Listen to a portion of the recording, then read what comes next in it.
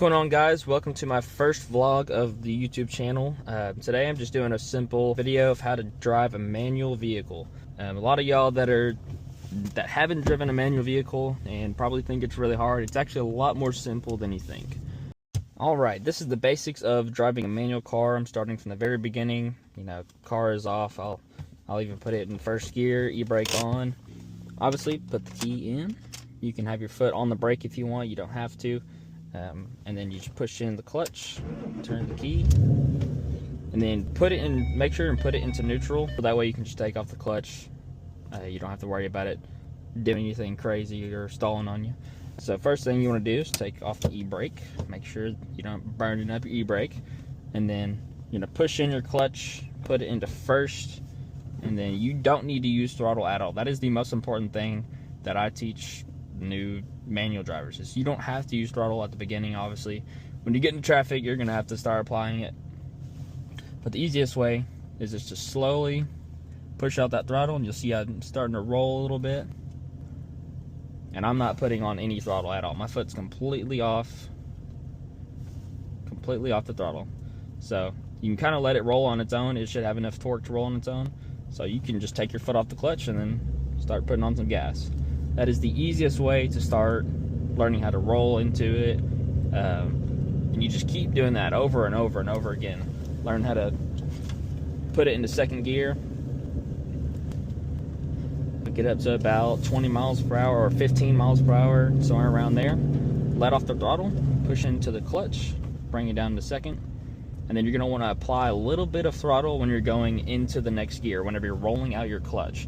So it's the same thing as whenever you're rolling into, you know, coming out of first gear, rolling into getting some speed.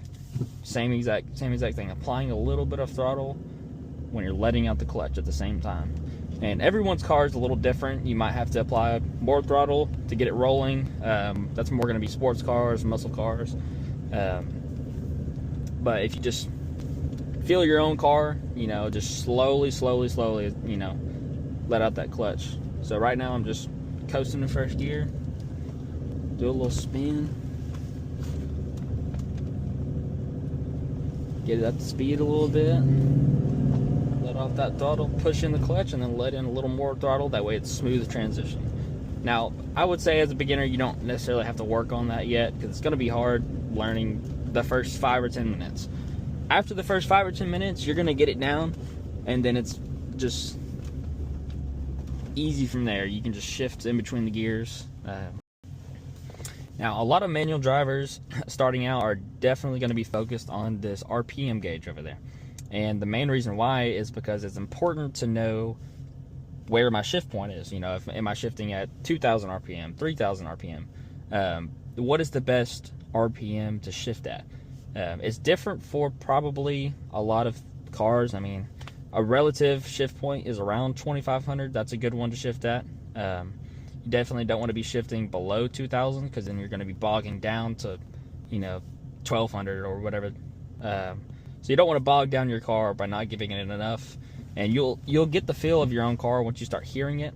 The more you drive your car, you're gonna know exactly where to shift. So I'm not looking at the RPM gauge at all. It does help that I have a loud exhaust and I have a V8, so it's like, you know, a little bit easier to tell. But this is, I've been driving for 2 years. It's super simple. Once you get it down, you can do it in your sleep. So once you start hearing your engine, though, you start hearing it go, that's when you'll, you know, look at your RPM. You'll be like, okay, I'm at 2,500. That's a good point to shift.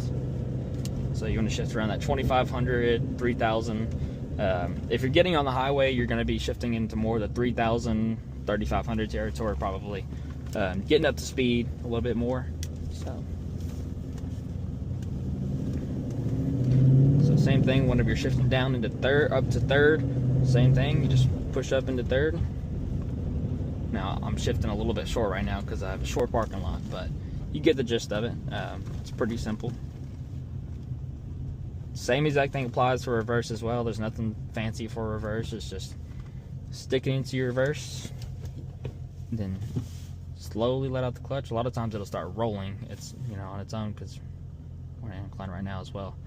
But obviously you'll be applying more brake on reversing than going forward. So,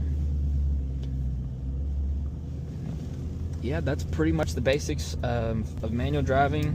I don't know if most beginners don't know, you can just put it in neutral and rev it when you're going down the road. You don't want, it's not going to break anything. But the easiest way to go from a red light is push in the clutch, put it into first, roll into it, and put a little bit of gas on it. And then when you get rolling, about 3,000 RPM, shift a second.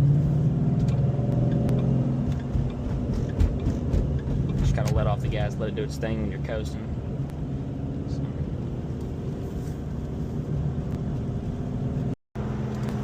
When you're coming down a hill or you're doing like a really long coast, as long as there's no traffic or anything blocking your way, it's the best way is either to, one, just push in the clutch, bring it back into neutral, or you can downshift. Downshift is going to be something you'll probably learn a good month or two into manual driving, but if you're a beginner, I would definitely recommend just putting in neutral, rolling up to a stoplight, and then going from first. Or you can select the gear, like second or third if you're still rolling like I just did, rolling up to a stoplight. If you have any questions, please comment something down below. I'm no expert, or I'm no training coach on driving, but I've been doing it for about 2.5 years, so actually 3 years now, so I'm unk. But just let me know if there's any more questions you do have about driving a stick shift car down below.